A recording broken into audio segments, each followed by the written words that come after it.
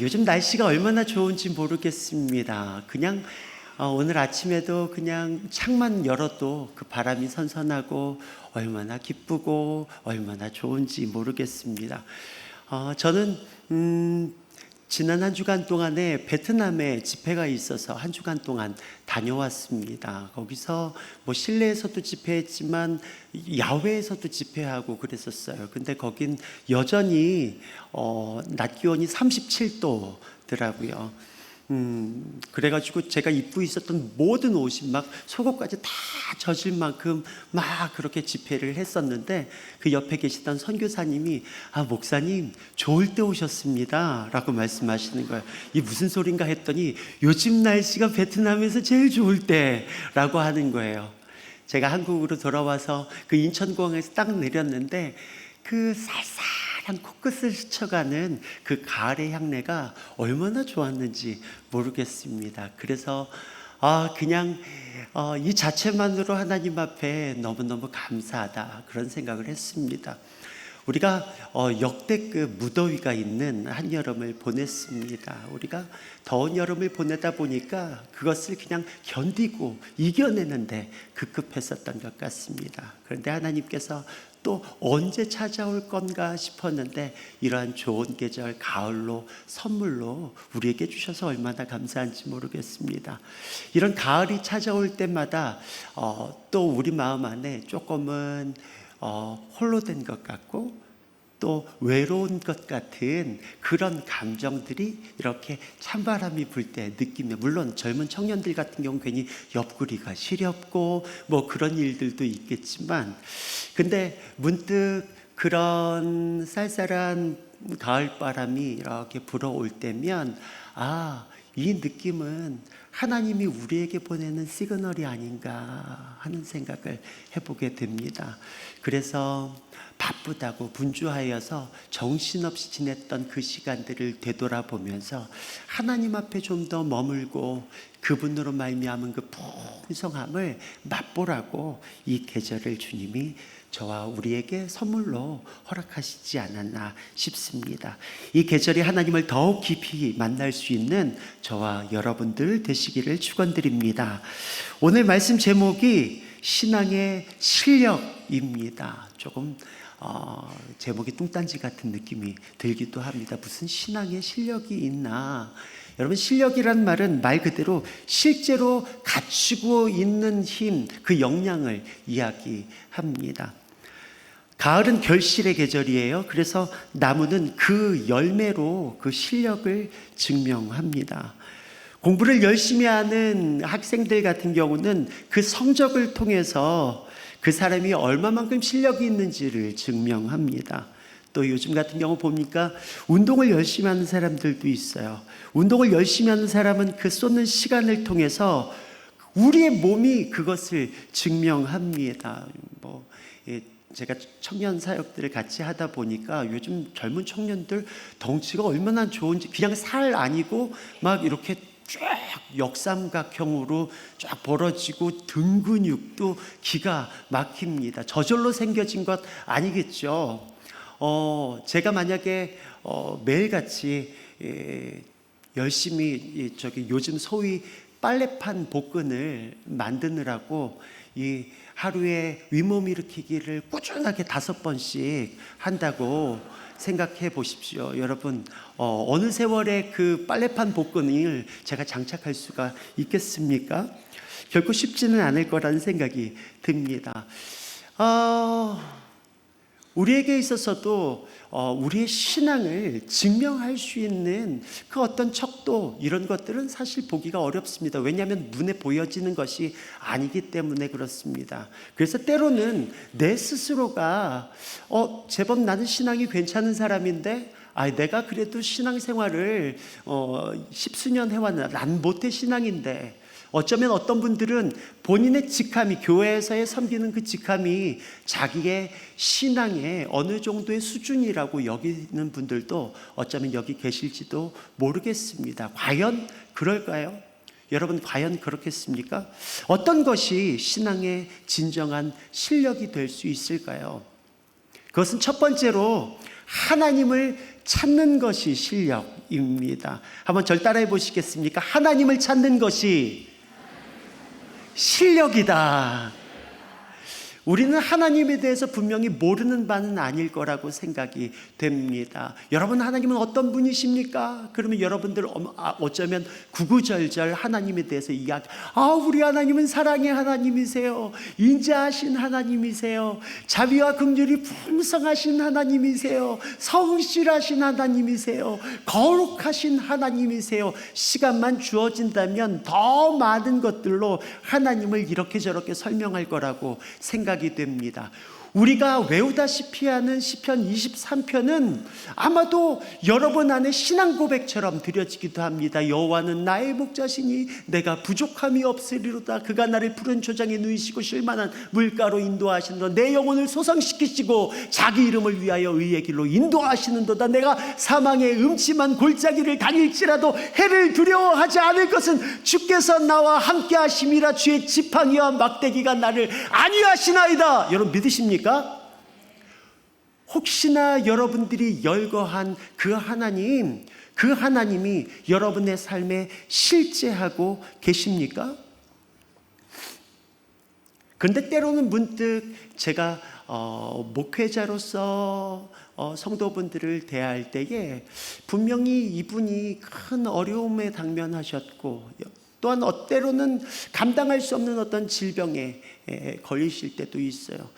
목회자인 저 같은 경우는 기도가 절로 나오는 것 같습니다. 그래서 집사님, 권사님, 저희가 같이 기도하겠습니다. 함께 하겠습니다. 그렇게 위로하면서 권면하기도 합니다. 그런데 때로는 우리가 생각할 때, 이분은 정말 기도하지 않고는 견딜 수 없는 상황에 당면했구나 라고 여겨질 때가 있어요.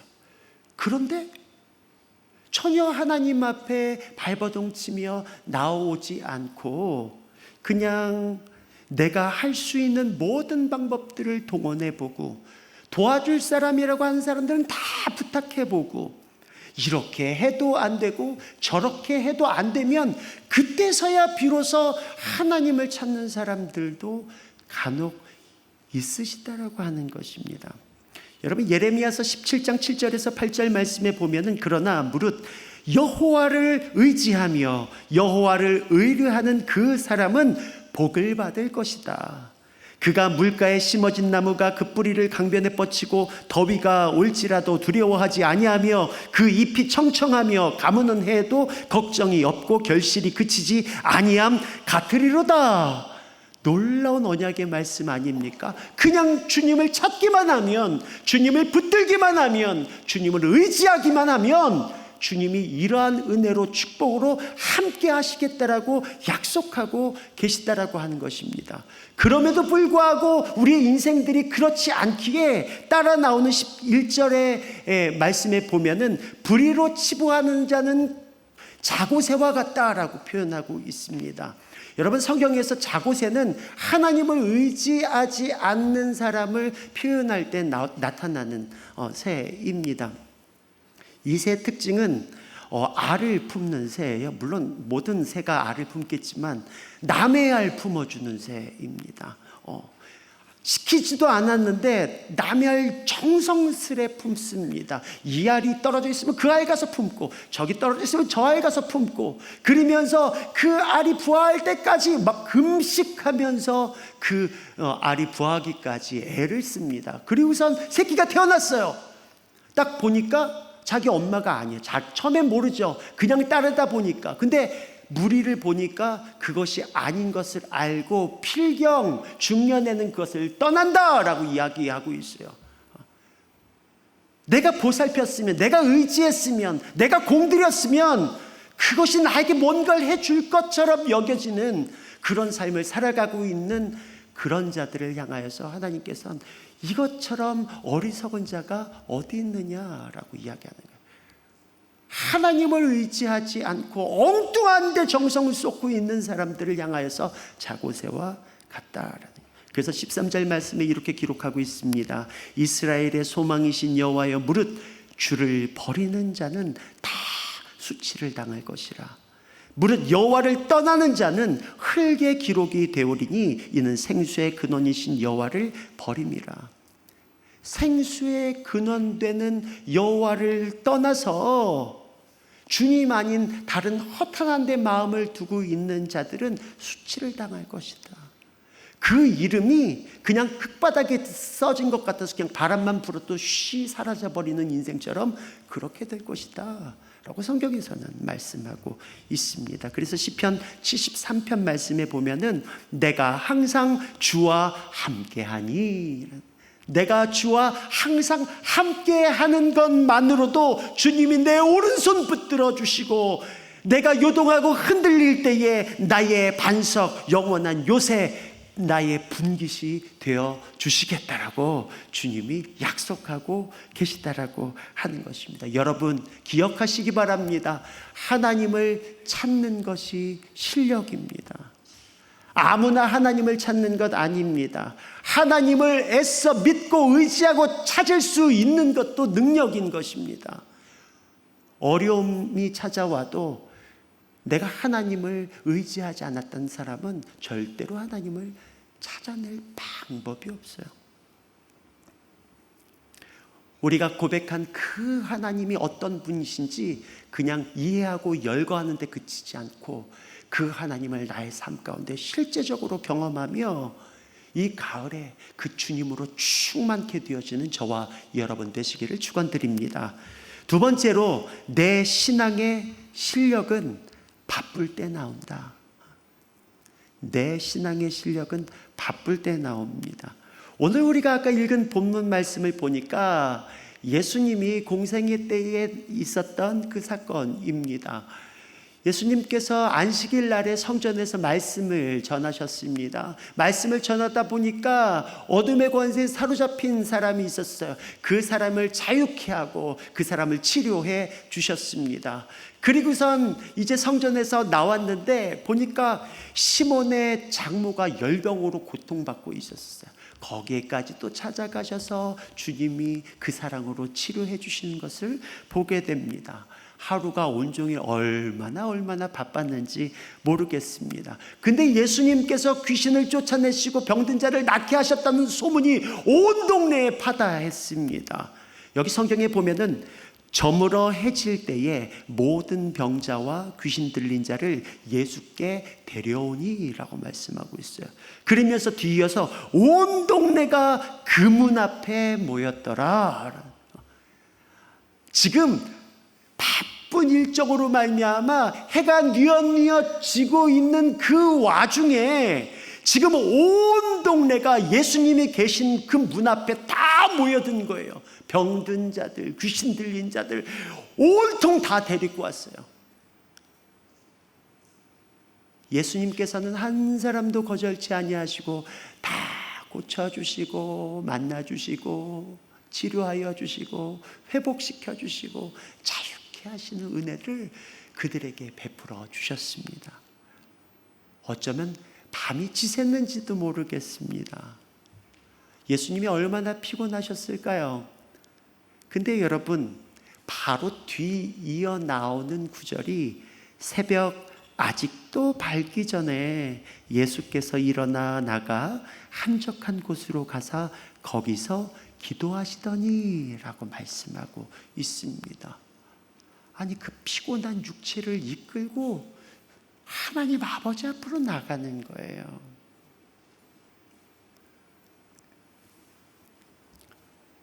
결코 분명히 쉬운 결정은 아니셨을 거라고 생각이 돼요. 아유, 무슨 예수님이니까 하죠. 여러분, 예수님도 이 땅에 우리처럼 연약한 몸을 입고 오셨습니다. 안 먹으면 배고파요. 잠 못 자면은 피곤합니다. 똑같은 육신으로 오셨지만 그럼에도 불구하고 새벽 미명에 하나님 아버지 앞에 나가 그분 앞에 풍성한 시간을 누렸던 것을 보게 됩니다. 이것은 그분의 선택인 것이에요. 무엇입니까? 아까도 우리가 읽은 말씀처럼 하나님 그분이 생수의 근원이신 거예요. 능력의 원천이 되시는 분이십니다. 그분 앞에 머물 때 그분으로부터의 공급하심으로 말미암아 넉넉히 하나님께서 이 땅 가운데 하라고 하신 그 사명을 감당할 수 있게 되어진다라고 하는 것이에요. 여러분, 혹시 바쁘다는 핑계로 여러분 정말 정신없이 어떻게 시간이 가는지 모르게 여러분 지나고 계시지는 않습니까? 여러분, 때로는 주님이 왜 우리를 이 땅 가운데 심으셨는지에 대해서는 생각할 겨를도 없이 그냥 먹고 사는데 바쁘게 보내고 계시지는 않습니까? 제가 높은 뜻 푸른 교회에 사역하기 이전까지 제가 부산 해운대에 있는 교회에서 사역을 했었습니다. 거기에 바닷가가 쫙 얼마나 아름다운지 모르겠습니다. 거기 어느 날 광안리에서 이제 식사를 하고 있는데 외국인 형제 하나가 그 서빙을 하시는 거예요. 근데 이제 궁금해가지고 어디서 오셨냐고 여쭤봤더니 우즈베키스탄에서 온 청년이었었어요. 유학을 왔다는 거예요. 그러면서 틈틈이 열심히 돈 벌어가지고 공부하는 거 너무 기특한 거예요. 얼마나 성실하게 일을 하고 있는지 모르겠어요. 근데 막 일하다가 갑자기 사라졌어요. 어디 갔냐고 했더니 기도하러 갔다는 거예요. 무슬림 형제였었던 거예요. 그 기간이 라마단 금식 기간이었었는데 그 친구가 일하다 말고 기도하러 가요. 그리고서 다시 와서 또 열심히 성실하게 일해. 하루 5번을 그러는 거예요. 그리고 해 뜰 때부터 해 질 때까지 금식하면서 그 고깃집에서 일하는 게 여간 어려운 일이 아니에요. 뭐 큰 화로도 날라야 되고 거기에 막 불판도 닦아야 되고 그냥 쉽게 할 수 있는 일들이 아니었는데, 근데 그가 거기서 하는 그 모든 일들을 성실하게 감당하면서도 끊임없이 그가 정해놓은 그 시간에 나아가 기도하는 모습을 보는데 목사인 제가 부끄럽게 느껴졌습니다.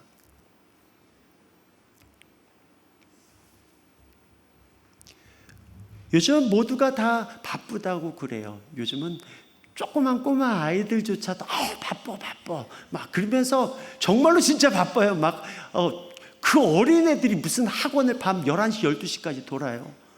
정말로 바쁜 것 같습니다. 그러나 여러분, 바쁠수록 하나님 그분 앞에 나아가는 시간을 확보하셔야 하는 것이에요. 여러분, 그 자리를 놓치지 마시고 여러분이 기도하는 그 자리를 잃어버리지 마시기 바랍니다. 최근에 어떤 목사님이 그런 얘기를 하시는 거. 우리 교회 집사님이 있는데 집사님이 주일날이면 골프장 가시는 거예요. 주일날이면. 그러면서 목사님 제 마음 아시죠? 제 마음. 저 이거 접대하러 가는 거예요. 접대하러. 제 마음 아시죠, 목사님? 제 마음은 교회에 있어요, 목사님. 그러면서 날마다 이야기합니다. 무슨 네 마음이 교회에 있냐고. 여러분, 로마서 12장 1절 말씀에 보면은요, 그러므로 형제들아 내가 하나님의 모든 자비하심으로 너희를 권하노니 너희 몸을 하나님이 기뻐하시는 거룩한 산 제물로 드리라. 이는 너희가 드릴 영적 예배니라. 여러분, 여러분의 삶으로 진정한 영적 예배를 주님 앞에 드리기 원하신다면 무엇을 드리라고요? 네 몸을 드리라고 하는 거예요. 몸 따로 영 따로가 아니라고 하는 것이에요. 내 몸이 있는 그 자리가 나의 중심이 있는 그 자리라고 하는 것입니다. 오늘도 여러분 바쁘고 분주한 가운데서도 주일을 성수하며 이 자리에 와 계셔서 여러분 감사합니다. 그러나 여기에 우리가 만족하거나 머물러 있는 것이 아니라 여러분에게 주어진 그 기도의 자리에 내 몸이 가 있어야 하는 것이에요. 예수님도 그냥 편안하게 기도하실 수도 있었지만 한적한 곳, 그분이 날마다 하나님 아버지와 교제했던 그 자리로 나아가시는 것을 우리가 보게 되는 것이죠. 쉬운 결정은 아닙니다. 그럼에도 불구하고 여러분 그 자리를 붙드는 것이 실력입니다. 바쁠수록 그 자리를 여러분 놓치지 마시기 바랍니다. 세 번째로 내 신앙의 실력은 광야 가운데 나옵니다. 시편 63편 3절에서 4절 말씀에 보면은 이 시로 불려지는 많은 찬양이 있어요.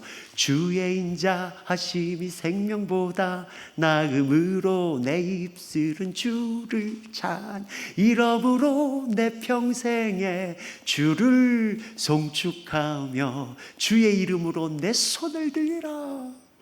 얼마나 하나님께서 다윗의 삶 가운데 복에 복을 더하여 주시사 얼마나 형통한 은혜가 있었기에 이러한 고백이 주님 앞에 절로 나올까요? 근데 여러분 아시는 것처럼 시편 63편은 언제 지어진 시입니까? 다윗이 압살롬을 피해서 유다 광야에 거할 때예요. 그 척박한 곳, 아무것도 없는 곳, 외로운 곳, 두려운 곳, 적으로부터 피신하여서 언제 죽임당할지 모르는 위태한 곳, 바로 거기에 머물고 있는데 이러한 찬송시를 주님 앞에 드리고 있는 것을 보게 됩니다. 이게 어떻게 가능합니까? 맨정신이면 어떻게 이것이 가능한 일이냐는 것입니다. 그런데 어떻게 이러한 삶을 그가 살아갈 수 있는지 그 1절, 2절 말씀을 보면은 우리는 단서를 쉽게 찾아볼 수가 있습니다.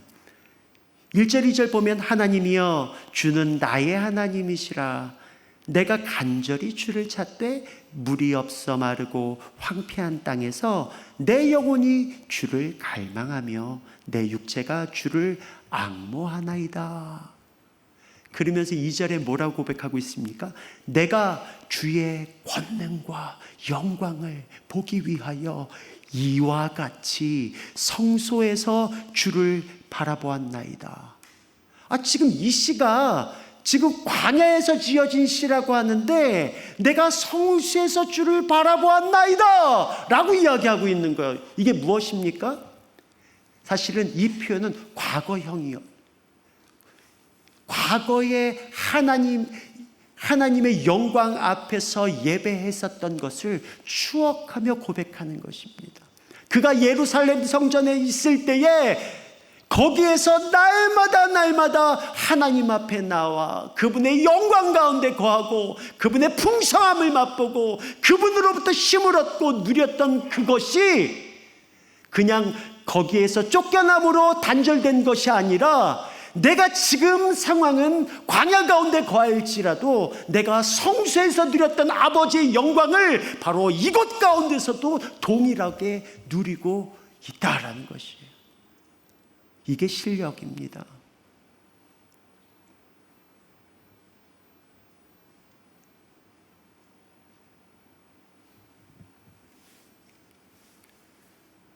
날마다 하나님의 임재 가운데 그분의 영광 가운데 살았었던 삶의 루틴이 있었기 때문에 척박한 상황 속에서도 하나님의 임재를 놓치지 않는 거예요. 상황과 그 두려움에 함몰되지 않는 것입니다.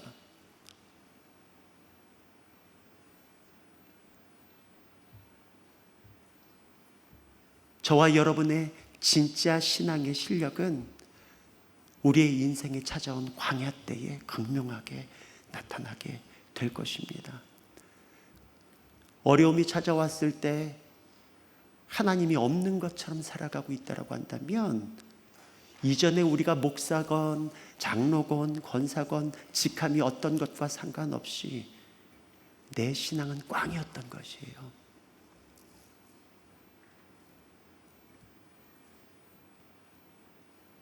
어떤 어려움이 우리의 삶에 찾아왔을지라도 이전에 내가 동일하게 하나님 앞에 나갔던 것 같이 내가 그분 앞에 머물고 이전에도 나를 붙들어 주셨던 그 하나님이 푸른 초장 쉴만한 물가에서만 나를 부욕해 하시는 것이 아니라 사망의 음침한 골짜기를 다닐지라도 거기에 나와 함께 하시는 그 하나님으로 말미암아 일어설 수 있게 되는 줄 믿습니다.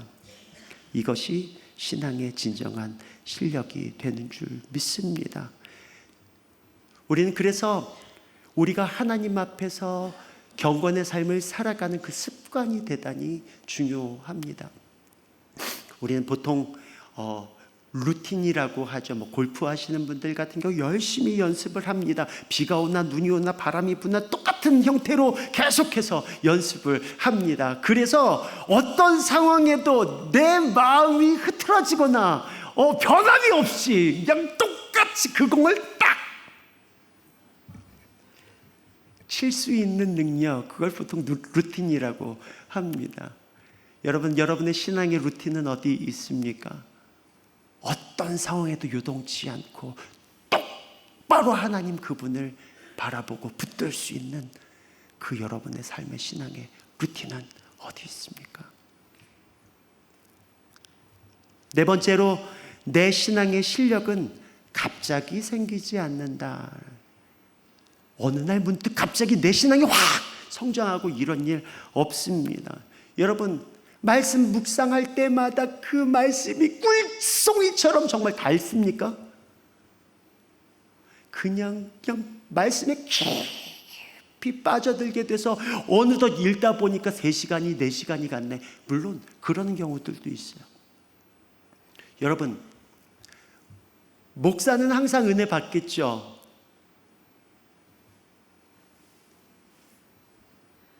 늘 충만하겠죠. 저 같은 경우는 이제 평생 목회를 해오고 그러다 보니까 이제 평생토록 이제 새벽 예배 나가는 것이 일상이었었습니다. 근데 이제 그러잖아요. 때로는요, 새벽에 문을 삐끔 열고 교회당의 문을 그냥 발을 딱 들여놓는 그 순간부터 감당할 수 없는 눈물이 확 쏟아지는 경우도 있어요. 하나님이 여기 나와 지금, 바로 지금 나와 함께 하시는구나. 나를 붙들고 계시는구나.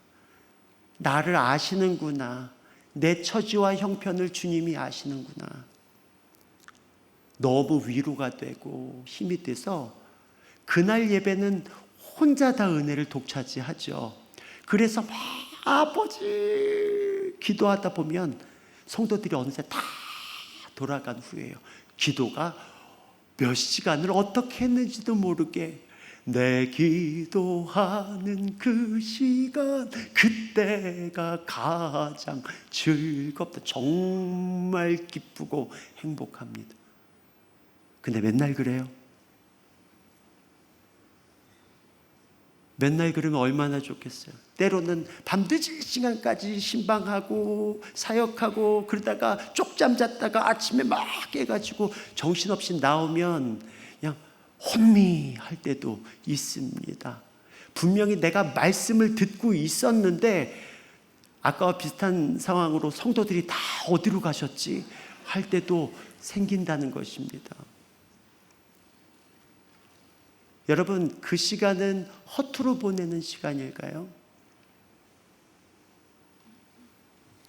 시편 84편 5편 말씀에 보면은 주께 힘을 얻고 그 마음에 시온의 대로가 있는 자는 복되다 라고 말씀하고 있어요. 하나님을 향하여서 시온의 대로가 열려있는 사람, 이보다 더 복된 삶이 어디 있을까요? 늘 우리가 주님을 향해 두 손을 뻗기만 하면 주님이 우리의 두 팔을 확 붙들어 주시는 그 놀라운 은혜, 그 놀라운 사랑, 날마다 맛볼 수 있다면 얼마나 좋을까요? 근데요, 저는 사실은 시편 기자들을 그래서 많이 부러워했던 것 같아요. 나도 이런 하나님과의 친밀감이 있었으면 좋겠다. 이런 사랑이 무르익었으면 좋겠다. 근데 나 아닌 것 같은 거예요. 좀 덜 떨어진 것 같은 거예요. 근데 여러분, 이 말씀에 나와 있는 그 시온의 대로의 원어인 메실라라고 하는 단어는요, 저절로 생겨진 길이 아니다 라고 표현하고 있어요. 하나님을 향한 그 시온의 대로는 저절로 생겨져 있지 않다라고 하는 겁니다. 그러면서 부연 설명으로 뭐라고 표현하고 있냐면 우리의 노력에 의해서 수축되어진 길이라고 말씀하고 있어요. 우리의 노력에 의해서 수축되어진 길이라고 해요. 다시 말해서 여러분들이 하나님 앞에 말씀을 묵상하기 위해서 나가는 그 시간, 기도하기 위해서 나가는 그 시간, 그것이 하나님 그분을 향한 시온의 대로를 벽돌 한 장 한 장 쌓아 나가는 시간처럼 그 길이 만들어지는 시간이라고 하는 것입니다. 그래서 때로는 내 감정이 북받쳐 오를 만큼 풍성한 어떠한 이 감동이나 은혜가 없을지언정, 때로는 내가 기도의 자리를 지키기 위해서 애썼지만 피곤에 못 이겨 졸다가 왔을지언정, 여러분 하나님 그분 앞에 나아가는 그 시간은 시온의 대로를 수축하는 시간이에요. 그래서 여러분에게 부탁드리고 싶은 것은 절대로 포기하지 마시라고 하는 거예요. 기도해도 응답이 없는 것처럼 느껴지고 하나님이 저 사람의 기도는 다 들어주시는 것 같은데 나에게만 침묵하시는 것 같이 느껴질지라도 여러분 그 시간 허투루 보내는 시간 아니에요. 여러분의 삶이 주님 앞에 녹아진 그 시간은 시온의 대로가 수축되어지는 시간이라고 하는 것입니다. 그래서 여러분 이 가을에 우리가 하나님 그분을 찾는 것이 실력임을 우리가 놓치지 않았으면 좋겠어요. 우리가 아무리 바쁘더라도 우리가 기도의 자리, 말씀 앞에 나가는 그 시간들을 여러분 반드시 확보하고 그 시간 안에서 하나님 그분 앞에서 쇼부를 볼 수 있는 그런 하나님의 사람들이 됐으면 좋겠어요. 그리고 여러분 신앙의 실력은 광야 가운데 있을 때 나와요. 혹시 여러분 지금 혹시 광야를 지나고 계신 분들 계십니까? 그리고 어쩌면 아직은 난 아닌 것 같은데 곧 옵니다. 여러분 그 시간을 넉넉히 이겨낼 수 있는 비결은 생수의 근원 되시는 그분이 우리와 함께 하실 때만 가능한 줄 믿습니다. 절대로 이 가을에 우리가 포기하지 않고 날씨도 이제 선선해져서 기도하기에 딱 좋습니다. 그래서 여러분 더 기도에 전력하시고 주의 얼굴을 구하며 나가는 저와 여러분 되시기를 축원드립니다.